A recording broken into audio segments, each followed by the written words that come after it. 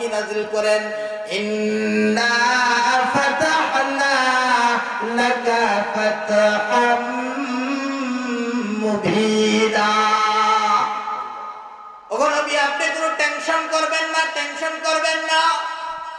আমি আল্লাহ আপনাকে ঘোষণা করে দিলাম, এই চুক্তিপত্রের মাধ্যমে আমি আল্লাহ আপনাকে সুস্পষ্ট একটা বিজয় দান করব।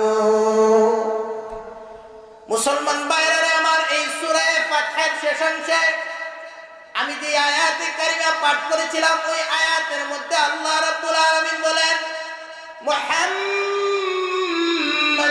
রাসূলুল্লাহ,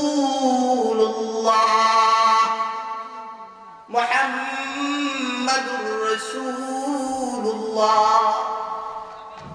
ওই যে মক্কার বেঈমান কাফেররা 10 বছরের একটা চুক্তিপত্র, যেটা 2 বছর পর্যন্ত টিকে নাই, একটা সামান্য একটা কাগজের মধ্যে আমার নবীর নামের সাথে রাসূলুল্লাহ শব্দটা তারা থাকতে দিল না।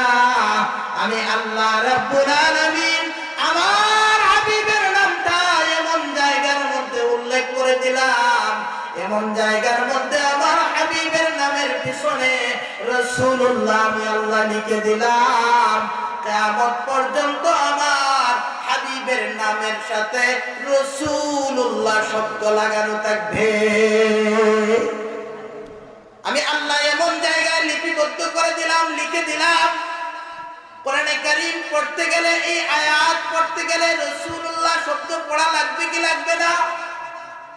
অথচ মক্কার বেঈমান কাফেররা অল্প কিছু দিনের একটা চুক্তিপত্র, যেখানে রাসূলুল্লাহ শব্দ তারা থাকতে দিল না।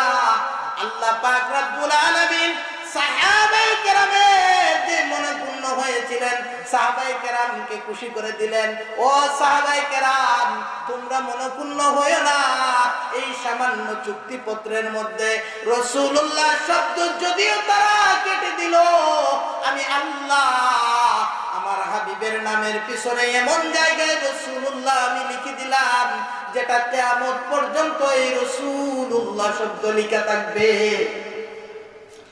আমার মুসলমান ভাইরা, আল্লাহর হাবিব সাল্লাল্লাহু আলাইহি ওয়াসাল্লাম এখান থেকে আবার মদিনায় চলে গেলেন।